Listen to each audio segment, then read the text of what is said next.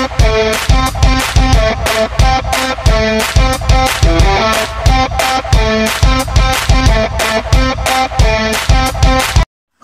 araw po mga ka-business kaibigan. Ako'y namulungkot sa nangyari hiwalayan buhay. Ang pinasasana na tuloy-tuloy na ang kasal nila. Pero bakit ganun? Nagbukas ko ng YouTube, pinanood ko ulit si Papa Business.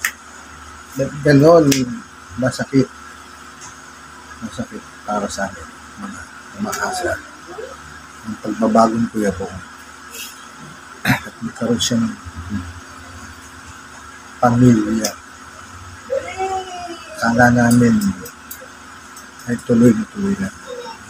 Pero bakit ganun hindi? Anong dahilan? Hindi kami naniniwala na ang dahil may ang amo mo. Labas na sila doon na may privacy mo na. Wala silang karapatan na hanggang kasa yung pagpapakasal sa kay Kuya. Alam ko na may iba pang dahilan kung bakit ka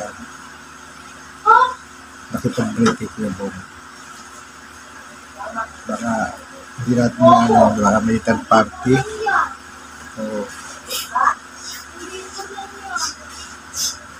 influensya ng mga pamilya mo na ganun si Kuya Bong na kapanood nila. Basta hindi ako naniniwalang dahil nag-iiyak ng mga sayang sa mga pangalas ng ka-business kami para sa inyong dalawa. Kumbaga nasa kakyong ka na lumipat ka pa sa banig. Yun yung sinasabi nga. Alam mo, kung siya kaya tigilay ko doon dahil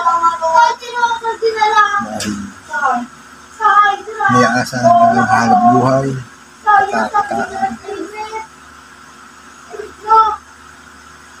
Sigurado naman kung kayo kasama niyo din mo, ay siya naman naman. Nakikita ko yun.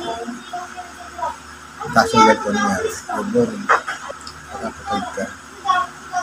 Marami kong babae na darating sa iyo.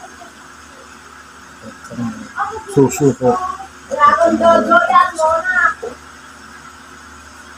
Ako yung mga kay Kuya Bong kasi marami na kong mapawala dahil sa kanyang respeto. Sa ulo at tiwakal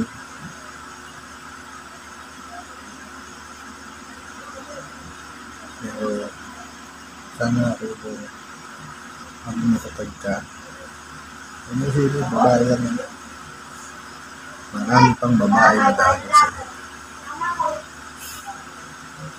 Ito lang masakit ba ang nangyayari sa akin na ano hindi naman ang gulo pa ano yan palagi ako bibigyan pa rin magandang yan pero napakabalik ka ng ka-business family hinatutan nila si Jinky tutuusan nila napakasarap sa umbong ng gawa niya inaasa nila lahat ang viewers inaasa niya dapat hindi na siya pumasok sa aspeto ni Bong. Kung alam kung ganyan lang ang gagawin niya. Nalakit siya ng tao. Kala niya bilo lang ganyan. Puso ang pinaglaro niya. Jinky, sana makatulog ka sa ginawa mo sa kakagay mo. Kasi kung ikaw ay hindi sigurado na magpapisa ni Kuya Bong, dapat hindi ka na pumasok sa kanyang buhay. Hindi mo na siya pinaasa. Kasi mo nakagawa mo na. Huwag nyo na bigyan na lang ito si Jinky. irita yung babae. Tapin ba tayo? Totoo lang. Ang mga sinabi ng kapapaka-business, kung sa ibang pamilya yan, ginawa niya na. Baka kung ano mangyari sa kanya. Ganda ng puso ng pamilya, ka-business. Hindi nila ginagawa sa kanya sa kapwa nila. Kaya swerte ka, Pinky. Sa ginawa mo yan, dapat kasunod ka. Inaasa mo yung tao, sinaktan mo. Kaya mo basta-basta ginayan. Masakit sa puso ng Kevin yan. Iba lang talaga ang sitwasyon ni Kevin. Pero kung sa totoo lang, katulad namin, masakit yan, magawa mo. Karanas din ako ganyan dati. Sa Kevin ko naman.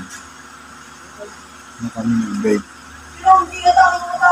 Meron isang nakita nila. Ano ba? Hindi ako nakakatulog. Hanggang sabi na bato ko na yung bahay nila. Pero sabi na, ayaw na sa'yo. Huwag mo pilitin. Move on. Gaya na. Pero hindi mo pagkakailangan. Kaya Kevin mo sa kanila. Sa ginawa mo yan, kay Kevin. Sana magbuhay ka lang ng normal. At least, masaya.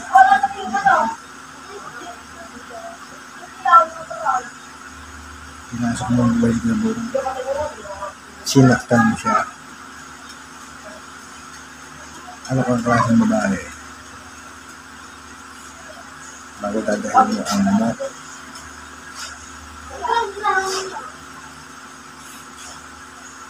Yung para sa'yo, hindi matatag ka lang.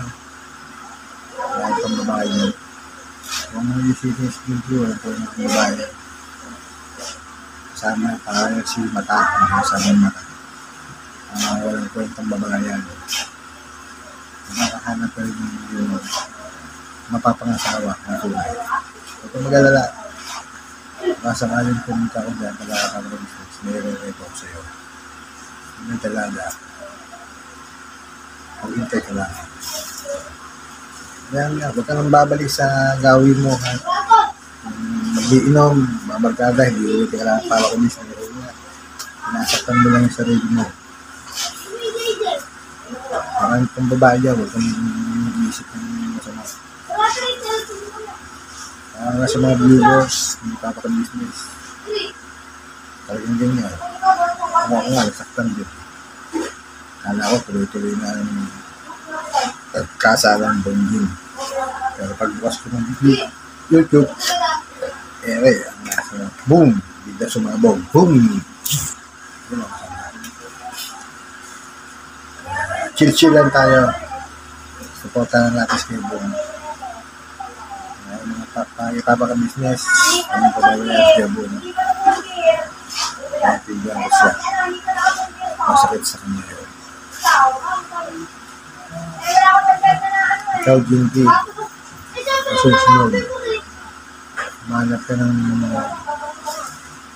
malukuhin ng tao. Hindi lang ganyan nakasok ko sa isang relasyon. Pilihan mo. Sana makasunod ka. Malawa mo kay Kevin. Hindi mo nga niya, ganyan na schedule pero masasaktan niya.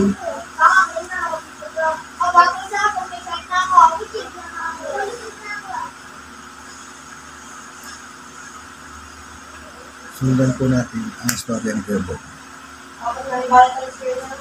Dating taong kasa ay babago. Iniwan naman yung Pinky. Ay, gano'n lang muna. Ganyan. Ito yung tao paghanan sa'yo. Baka si Diyosa na yun. Baka sa'yo si Diyosa na yung niligaw mo. Hindi po. Bayan po, mga pamisnes, mga kaibigan. Masakit, pero kaya ka na. Ano, chill-chill lang. mabuhay ka. Okay. Napaka-business. Sabi ko siya. Ay, nako! Ay, nako! Sige po. Sige po. See you tomorrow.